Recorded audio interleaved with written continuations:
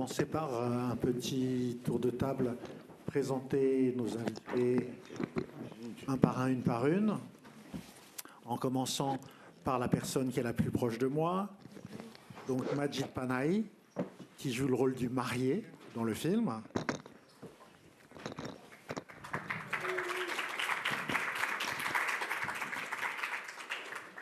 Vahid Mobasseri, qui joue le rôle de Vahid. Thank you. Hadis Pakbatan, qui joue le rôle de la mariée.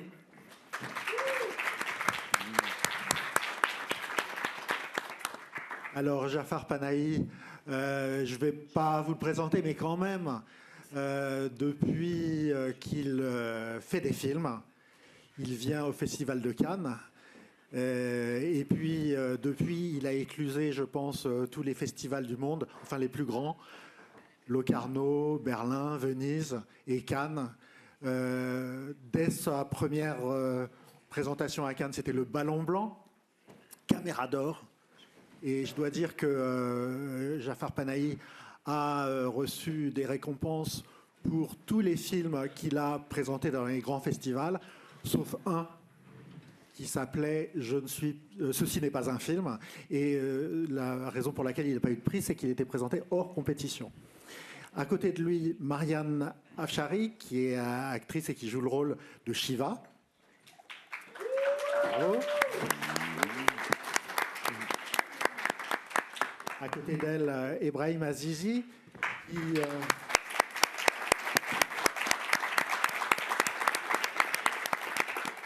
joue le rôle de Ekbal. Enfin, pour ceux qui n'ont pas vu le film, est-ce que c'est Ekbal ou est-ce que c'est pas Ekbal? Je vous laisse le découvrir avec le film. Et puis, au bout de la table, Philippe Martin, que vous le connaissez comme producteur, notamment producteur d'Anatomie d'une chute, mais aussi de films de Arthur Harari, de Christophe Honoré, de plein de films d'opéra. Il nous racontera son aventure avec Jafar Panahi. Je vais commencer par poser une question à Jafar. En attendant, levez la main et on vous donnera le micro. On va alterner les deux côtés de la salle, donc un micro par ici, un côté par là, un micro par là. Je vous rappelle de vous lever et de vous présenter avant de poser votre question. Maintenant, Jafar, est-ce que vous pouvez nous raconter, ça fait quelques années que nous n'avons pas vu de film réalisé par vous.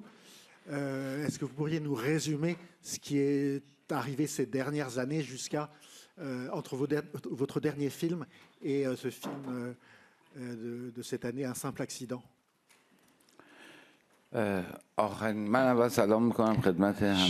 tiens d'abord à tous vous saluer et vous remercier de votre présence. Mon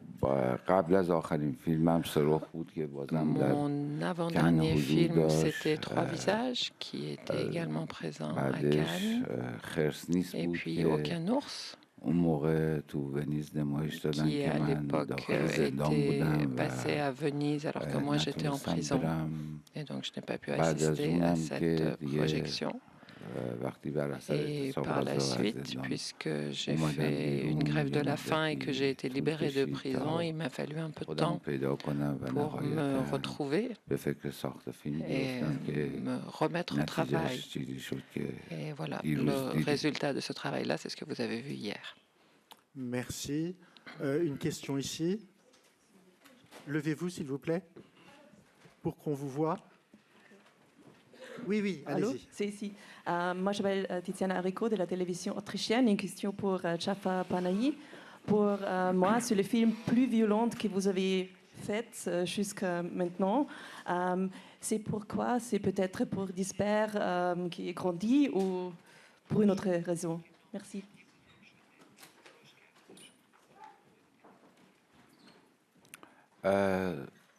Mes films s'inspirent toujours de l'environnement dans lequel je me trouve. Tant que je n'étais pas allé en prison, mon environnement, c'était la société iranienne. Et donc, c'est ce que j'observais qui nourrissait mes films. la vie quotidienne des gens normaux. Mais une fois qu'on se retrouve en prison, inévitablement, on est influencé par ce que l'on y vit et que l'on y observe. Je ne sais pas si j'appellerais ça de la violence. Parce que la non-violence aussi se loge dans la violence. Dans tout le film, il est aussi question du fait d'éviter la violence. Et c'est évoqué directement par plusieurs personnages. Mais nous représentons dans ce film différents groupes, différentes façons de réagir à ce qui se produit. Comme dans n'importe quelle société, aujourd'hui dans la société iranienne, il y a toutes sortes de groupes, des personnes les plus radicales jusqu'aux personnes les plus simples. Donc peut-être que vous lisez en cela de la violence, mais chacun peut interpréter ce qu'il reçoit dans la façon dont il perçoit le film.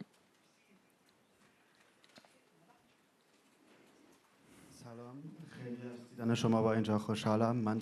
suis très heureux de vous voir ici. Pardon si je parle mal persan. Je vais passer à l'anglais. Ce qui m'a le plus frappé, c'est que normalement, M. Panahi, vous êtes le principal acteur dans vos films depuis 15 ans, c'est pratiquement toujours comme ça. Et dans ce film, vous dites, en raison du régime qui vous a isolé, vous ne pouvez que raconter des histoires sur vous-même. Et là, c'est le premier film où vous ne participez pas en tant qu'acteur.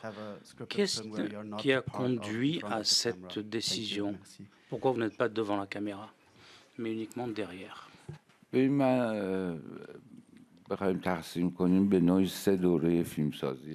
En gros, je crois qu'on peut distinguer 3 étapes dans ma filmographie. D'abord, il y a eu toute la période avant mon emprisonnement et le fait qu'on m'interdise de travailler. Donc, dans cette première phase, j'étais derrière la caméra et je regardais l'extérieur, mon environnement. Mais une fois que j'ai écopé de 20 ans d'interdiction de travailler, d'écrire ou de réaliser, même mes amis les plus proches avaient perdu espoir et pensaient que j'allais renoncer à mon métier et que j'allais faire autre chose que du cinéma. Mais j'ai cherché des solutions et je me suis dit que je ne savais rien faire d'autre que du cinéma. Et c'est la vérité. Mon épouse est présente dans cette salle. Elle peut témoigner que je suis incapable de remplacer une ampoule ou de serrer une vis. Un jour, j'ai demandé à mon épouse où est-ce que je dois trouver le beurre pour le petit déjeuner. Elle m'a dit dans le placard, tiens. Et je suis allée ouvrir le placard. Je l'ai cru. Je ne sais vraiment rien faire à part le cinéma. Et donc, quand on m'a interdit de travailler pendant 20 ans, ça a été un choc immense auquel il a fallu que je réagisse. Et la solution que j'ai trouvée, ça a été le cinéma clandestin. Et une façon de rendre hommage et de célébrer encore le cinéma. Mais je n'avais pas d'autre choix que d'être dans ce rapport introspectif, de tout voir de mon point de vue, dans mon état. Donc la caméra se retournait naturellement vers moi-même. Mais à présent que cette sanction est levée et que je ne suis plus interdit de travailler, que j'ai le droit de voyager, me voilà. J'ai d'abord voyagé pour aller rencontrer ma distributrice, mais puis ici pour accompagner mon film. Mais pour autant, ma méthode de travail n'a pas changé parce que même si je n'ai plus d'interdiction qui me vise personnellement, les films que je veux faire ne peuvent pas suivre le cheminement légal d'un film. film en Iran, je ne peux pas soumettre mon scénario au ministère de la guidance. Donc, je n'aurai pas l'autorisation, seulement mon projet serait révélé et empêché. Donc, je suis obligé de continuer de travailler de la même façon, même si c'est en effet une nouvelle étape qui s'ouvre et on verra bien où elle me mènera. Oui, bonjour, Shahid de la télévision Iran Farda. Bonjour à vous tous. Je pense que c'était en 2010 ou 2011, quand vous étiez en prison. J'ai vu un de vos collègues et je demandais comment ça se passe. Il m'a dit « on est libre pour dire qu'on n'est pas libre ». Et votre film m'a fait penser à ça. Mais j'ai remarqué plus en plus, entre 20 et 50% des films, actuellement depuis 3 décennies, ça se passe dans la voiture. Est-ce que c'est la raison économique ou, par exemple, votre film que déjà commence dans une voiture, pourtant les femmes non voilées dans une voiture, ils sont condamnés à avoir une amende, même leur voiture, il est confisquée, mais votre caméra, il est présent aussi avec des femmes non voilées. Comment vous expliquez tout ça? Merci.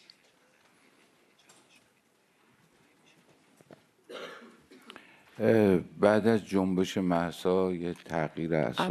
le mouvement Femmes, Vie, Liberté, il y a eu un changement fondamental en Iran. Moi-même, je me trouvais en prison à l'époque et je ne prenais pas la mesure de ce qui se passait dans la société iranienne. Nous recevions les informations, mais pour autant, nous ne comprenions pas vraiment de quoi il était question. Ça faisait 3 mois qu'il y avait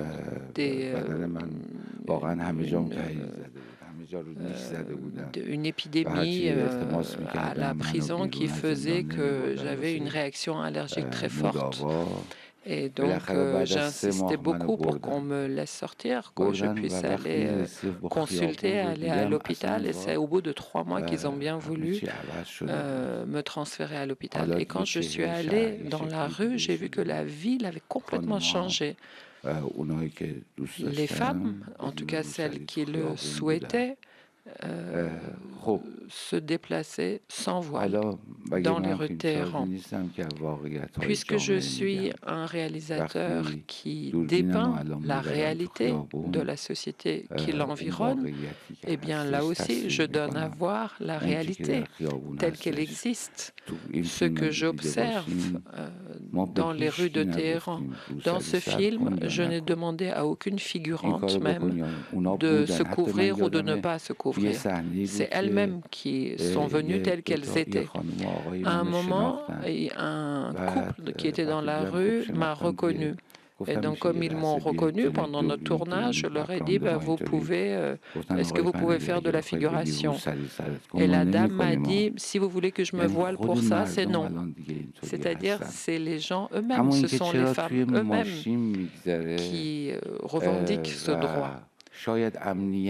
Et pour ce qui est de la question de la voiture, sans doute que la sécurité que l'on ressent dans une voiture est supérieure par rapport à la rue, par rapport au trottoir de la ville. Ça a toujours été le cas. Dès qu'on avait une caméra dans la voiture, on ne se faisait pas remarquer. Alors que dès qu'on la sortait, on commençait à avoir des problèmes.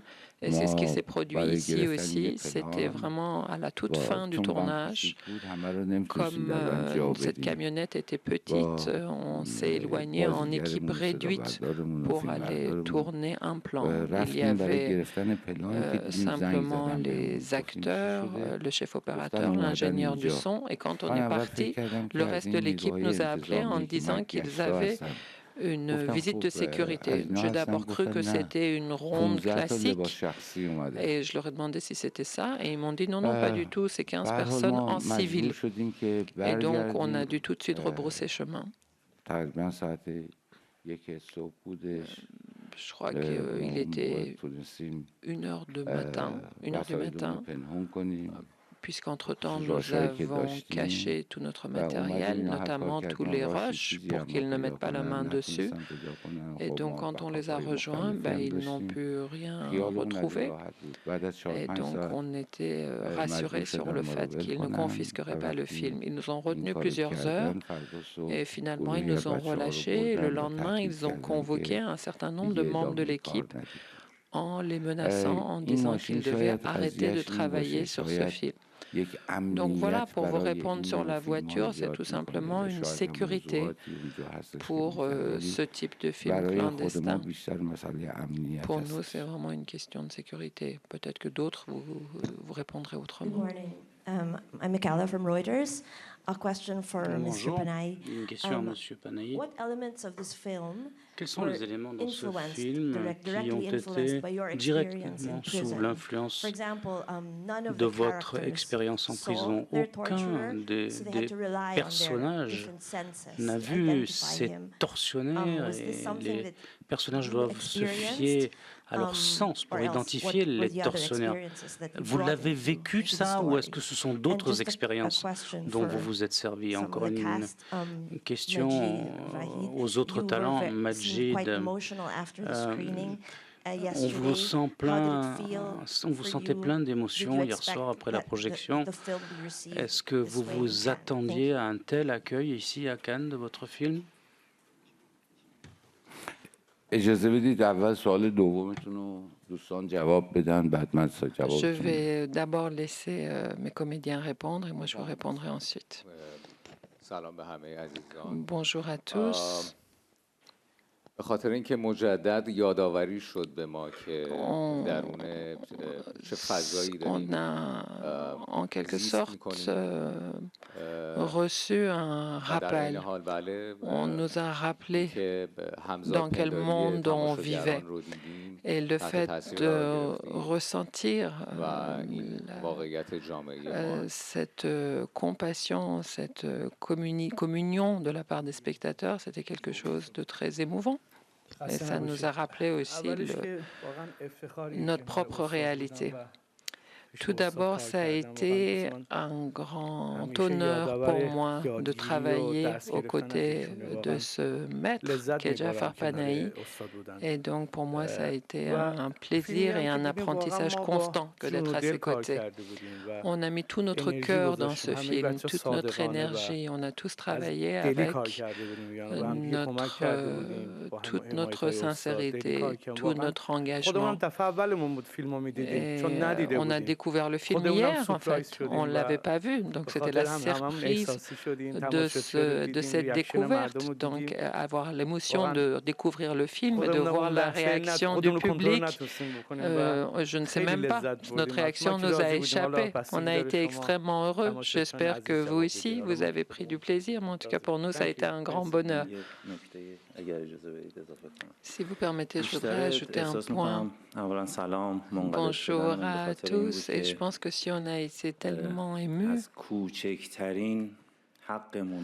c'est parce que nous avons été privés de nos droits les plus primaires. Pourquoi est-ce qu'on devrait être empêché en tant qu'artiste de participer à un tel film ? Ce n'est pas digne de l'art, digne de l'être humain, que de se retrouver empêché dans cette démarche-là. Et donc, c'est ce qui explique l'émotion qu'on a ressentie hier. Bonjour à tous. Je pense que la reconnaissance, la compassion que l'on a ressentie hier et les personnes, surtout notamment les femmes, qui ont partagé avec nous leurs émotions, leur empathie pour ce que nous avons vécu en Iran était extrêmement émouvant. Et puis c'était une façon pour nous de montrer ce que nous vivons, la lutte que nous menons et le fait que des personnes qui n'appartiennent pas à notre pays ni au Moyen-Orient puissent le ressentir profondément était quelque chose d'en effet bouleversant. Bonjour à tous. Il y a une douleur chez ces personnages. Et lorsqu'on voit le film pour la première fois, on prend cette douleur de plein fouet. Cette douleur vient de la répression que ces personnages subissent. Ils n'ont jamais pu crier leur douleur et ils ont toujours été habités par le silence. Et ça, c'est ce qui m'a beaucoup ému, de voir l'horreur de ce silence. En ce qui concerne votre première question, si il y a des détails qui viennent de ma propre expérience, en effet, la première fois que j'ai été emprisonné, j'étais sans cesse mis dans une pièce avec les yeux bandés. J'ai d'abord été dans une cellule qui faisait 1,50 m sur 2,50 m. J'avais à peine la place de marcher ou de m'allonger. Pour aller aux toilettes, il fallait sonner. On y avait droit 2 à 3 fois par jour. Mais pour sortir de la cellule, il fallait que nos yeux soient bandés pour qu'on nous conduise jusqu'aux toilettes. Il n'y a qu'aux toilettes qu'on avait le droit de retirer ce bandeau et on le remettait pour regagner la cellule. Et donc, à l'époque, quand je subissais des interrogatoires, ils pouvaient durer 2 heures, 3 heures, 8 heures. Et une fois, alors que cet homme dans mon dos m'interrogeait, c'était l'heure de sa prière. Et donc, il est allé prier et il est revenu continuer son interrogatoire. Ça a duré 8 heures comme ça. Et pendant tout ce temps, j'étais tout près d'un mur, presque contre un mur, assis sur une chaise. Et toutes les notes que cet homme prenait dans mon dos, il me les tendait sur une feuille et moi j'avais juste le droit de remonter un tout petit peu mon bandeau pour lire cette déposition et la signer. Donc ça a duré 15 jours. Pendant 15 jours, j'étais en isolement sous ces conditions. Ensuite, on m'a emmené dans une cellule qui était plus grande, qui faisait le double de surface, mais on était 3. Et les autres personnes étaient des personnes qui venaient de se faire arrêter. Alors que récemment, quand on m'a de nouveau emprisonné, c'était des conditions très différentes. Nous étions dans une salle immense où il y avait plus de 300 prisonniers. Et surtout, ces prisonniers, il y en avait qu'une trentaine qui étaient des prisonniers politiques. Et la plupart d'entre eux étaient là depuis 15 ans, 20 ans. Ils avaient passé plus de la moitié de leur vie en prison. Et ces personnes-là avaient une connaissance tout à fait autre de la prison, des histoires qu'ils avaient entendues, les témoignages qu'ils avaient recueillis et qui pouvaient nous transmettre. Donc, moi, j'ai été évidemment fasciné, très curieux de ce qu'ils avaient à me raconter. Donc, on passait des heures à parler ensemble, à écouter leurs récits. Donc, tout ce que l'on voit dans le film, ce ne sont pas mes expériences propres. Ce sont les expériences de 40 ans de captivité des Iraniens. Cela fait près d'un demi-siècle que le régime iranien emprisonne ses citoyens. Même sur le plateau, lorsque je devais tourner certaines scènes, je continuais de consulter ces amis qui avaient passé plus de temps en prison que moi. Je leur demandais si ça leur paraissait juste, telle réaction, telle réplique. Et une des personnes qui m'a accompagnée dans l'écriture du scénario, qui a été mon co-scénariste depuis, est retourné en prison. Aujourd'hui, il est en prison. C'est ce que tous les Iraniens vivent. Moi, j'ai passé beaucoup moins de temps en prison que toutes ces personnes-là. Avant de juste passer à la question suivante, je voudrais poser une question à notre dernier intervenant qui n'a pas encore pris la parole, Philippe Martin. Comment est-ce que vous avez été amené à coproduire ou à produire ce film et dans quelles conditions est-ce que vous avez travaillé avec Jafar Panahi? Alors la collaboration avec Jafar Panahi, elle date de plusieurs années. Je me suis occupé pendant 5 ans d'une plateforme numérique qui s'appelle La Troisième Scène, qui était une plateforme qui avait été créée par l'Opéra de Paris. Et le principe était de proposer à des artistes de faire une création pour cette plateforme. Et à un moment donné, avec le garçon qui produisait des films avec moi dans cette plateforme, on a eu l'idée de proposer à Jafar Panahi de faire un film. Donc c'était particulier puisqu'on ne pouvait évidemment pas lui parler, pas le rencontrer, il n'y avait pas de contact, mais on est passé par l'intermédiaire d'un de ses très proches collaborateurs, Pouya, qui est présent au premier rang ici et qui a été essentiel tout au long du processus du film pour lequel on est là aujourd'hui. Et donc on a passé cette commande à Jafar Panahi de ce film qui n'avait comme contrainte simplement qu'il fallait que quelque chose dans le film évoque l'univers de l'opéra. Et ça pouvait être ce qu'il voulait. Et on n'a plus de nouvelles. Et peut-être 1 an plus tard, Pouya nous a dit tel jour, il y a un disque dur qui va arriver à tel aéroport, il faut que quelqu'un aille le chercher. Et là, on a vu le film Eden, qui était une pure splendeur, vraiment un des plus beaux films qu'on a fait pour cette plateforme, si ce n'est le plus beau. Et donc, à partir de là, on a parlé un peu de production, mais je dirais a posteriori. Et puis, quand Jafar a eu l'autorisation de voyager, il est venu à Paris au printemps, donc au printemps de l'année dernière. Et là, on s'est rencontrés pour la première fois. Et Jafar a évoqué la possibilité peut-être de refaire un film assez vite. Il ne m'a pas trop dit exactement de quel film il s'agirait, mais voilà. Et moi, j'ai juste pris l'engagement que s'il faisait ce film, je serais là quand il le souhaiterait et quand le film serait fait. Voilà. Et c'est ce qui s'est passé. Il a fait le film assez vite. J'ai su à un moment donné qu'il tournait, mais j'avais très très peu d'informations. Et puis à un moment donné, il m'a dit ça y est, le film est fait. Et là, on a commencé à parler. J'ai fait mon travail un peu a posteriori. C'est-à-dire que ce que je fais en général sur un scénario, c'est-à-dire trouver des partenaires, faire un montage financier, je l'ai fait alors que le tournage était terminé. Et je suis allé voir 2 premiers partenaires qui sont Memento, qui avaient distribué 2 films de Jafar déjà, et MK2, dont je connaissais le goût du cinéma iranien, puisque c'est eux qui ont produit et distribué Kiarostami pendant très longtemps. Et ils ont tout de suite été d'accord en ne sachant rien du film. Et et à partir de là, la collaboration, je dirais, plus habituelle avec un cinéaste a commencé sur la post-production. Et là, on a beaucoup plus parlé avec Jafar du film et beaucoup parlé au montage. Donc c'était un petit peu nouveau comme façon de faire, mais assez passionnant. Merci. Hello. Morning, David.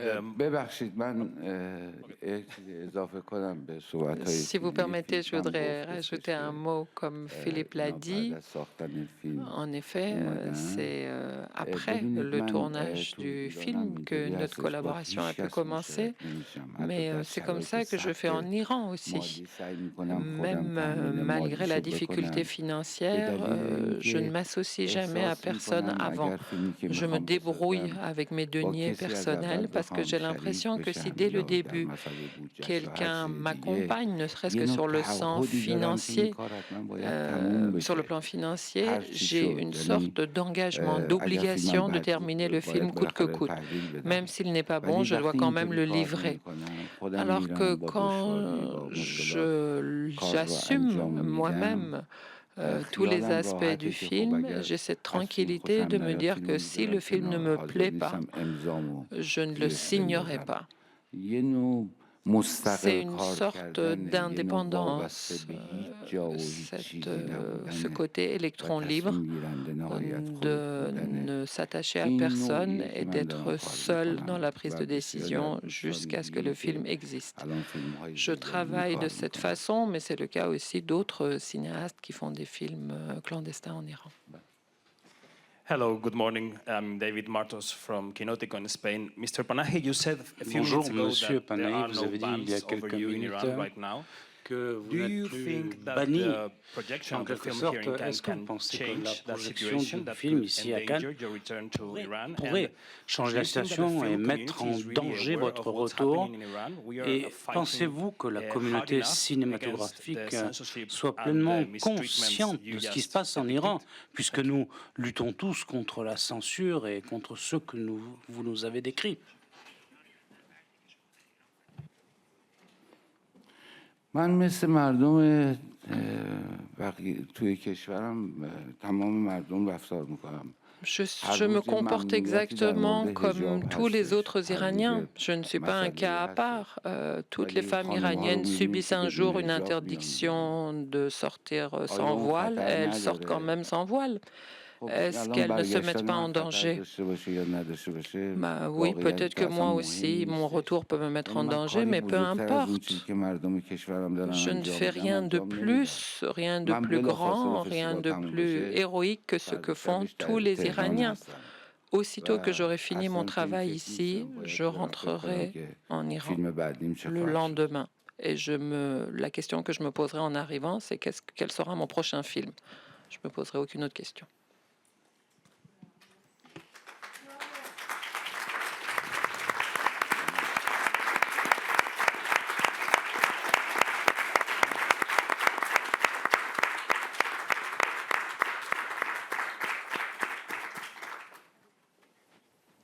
Hi there. Hello. Adam Plowright from AFP News Agency. Congratulations to all of you on the film. Je suis de l'AFP. Félicitations. Une question à toute l'équipe et à Monsieur Panahi. Quels ont été les efforts entrepris pour empêcher la sortie de ce film?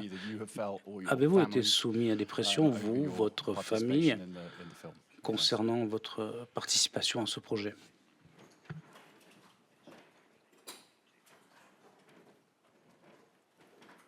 من جواب بدم یا دوستان؟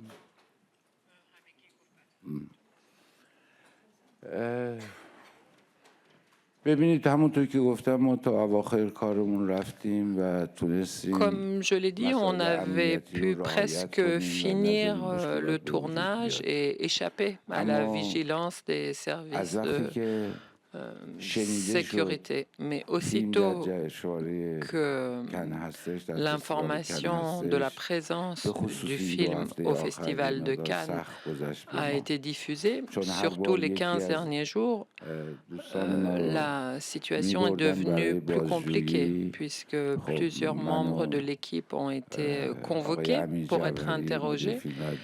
Donc Amin Jafari, mon chef opérateur et moi-même, nous y allions, nous ne pouvions pas les laisser seuls. Et donc, nous allions devant le ministère des services de renseignement et nous attendions leur sortie. Ils ont convoqué Amin Jafari, mon chef opérateur, mais aussi mes acteurs, le marié, la mariée, Shiva. Et donc, on a continué d'exercer une pression sur eux et de les menacer, mais je savais que c'est nous qui avions la carte gagnante, puisque le film existait et ils ne pouvaient plus rien faire.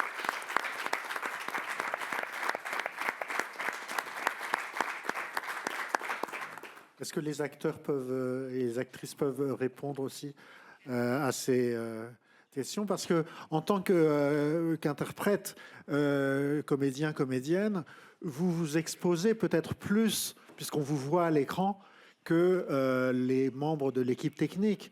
Par exemple, il y a eu des films que nous avons vus à Cannes, certains films de Jafar Panahi, mais aussi de Mohammad Rasoulov, dans lesquels il n'y avait pas de générique de fin pour ne pas compromettre des membres de l'équipe, mais vous êtes à l'écran, on vous voit. Donc le choix c'est un choix de votre part de participer à un tel film. Et racontez-nous les éventuelles pressions ou conséquences que ce choix peut avoir.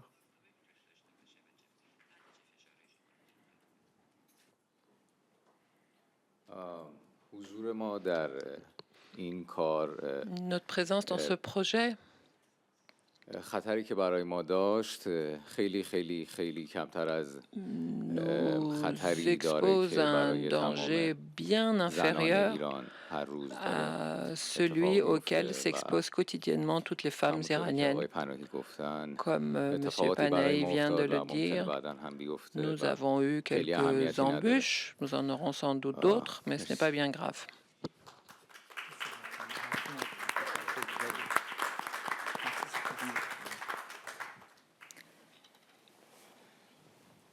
Ce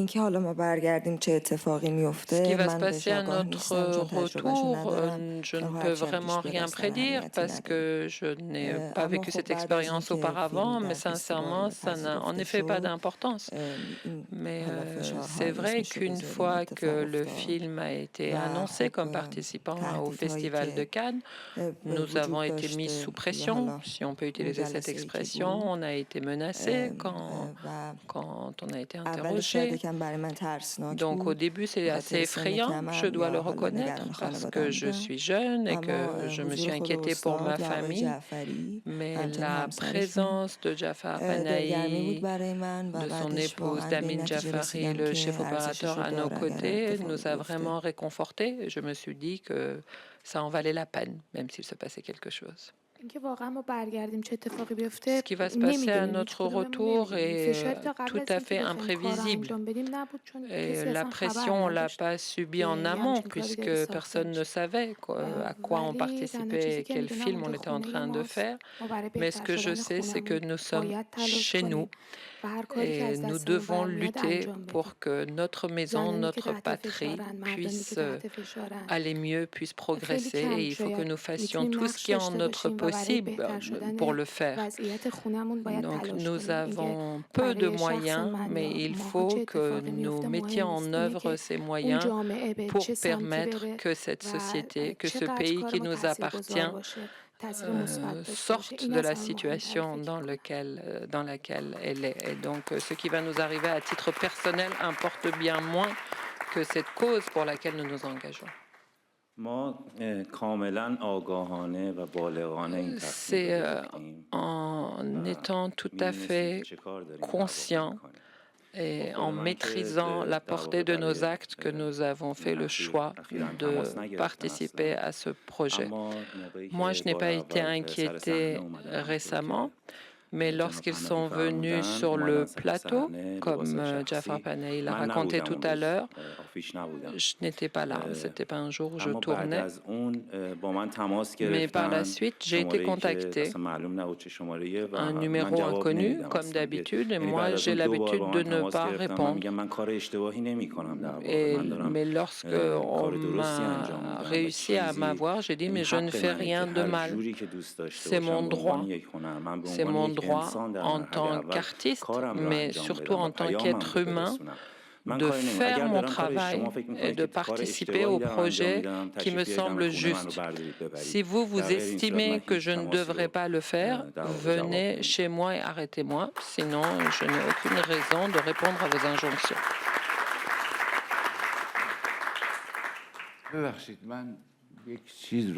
Excusez-moi, je voudrais juste dire quelque chose.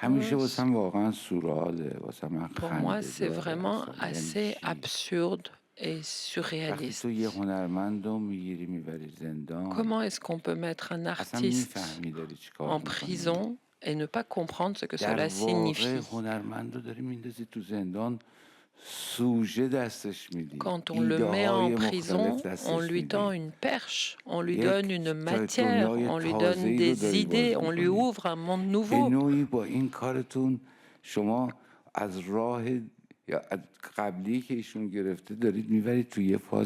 êtes en train de nous ouvrir une nouvelle voie. Un simple accident, ce n'est pas nous qui l'avons fait. C'est la République islamique qui a fait ce film. C'est la République islamique qui nous emprisonne.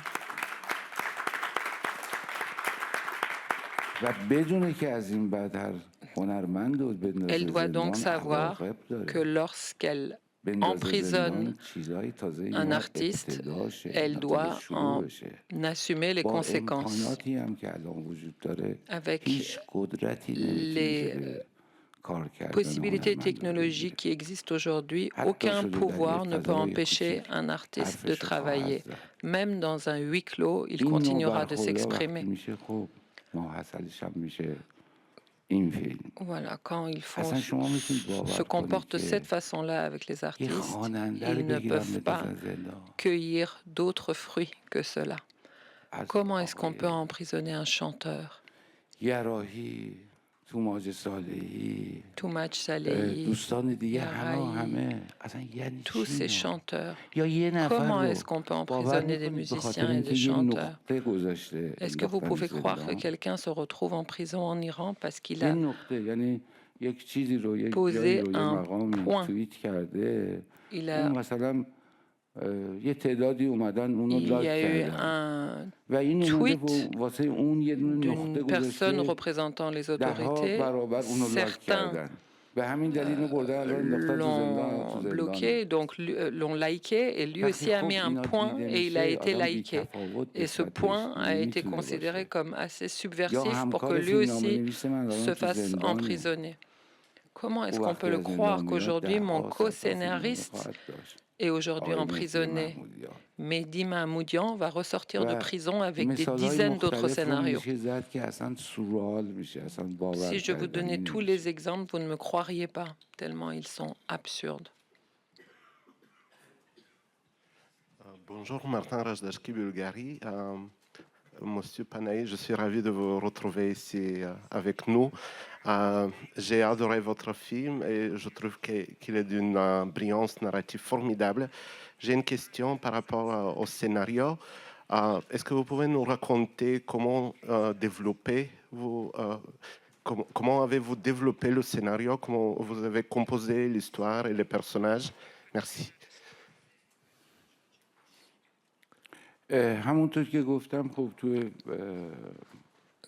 Comme je l'ai dit, en prison, j'écoutais les histoires qu'on me racontait. Et c'est seulement une fois que j'étais sortie que j'ai eu le déclic. Avec Shadmehr Rastin et Nader Saïvar, deux de mes collaborateurs, j'ai abordé ce sujet-là. On a commencé à faire des premiers traitements.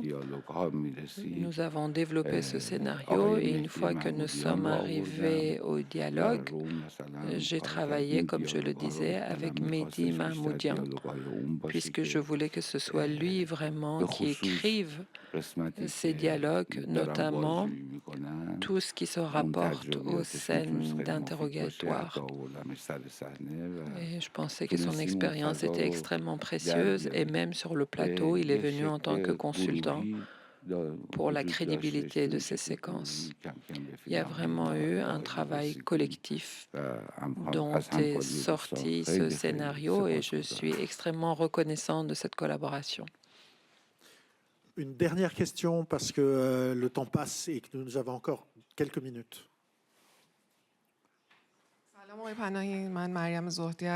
Bonjour Monsieur Panahi, je suis de la BBC persanophone.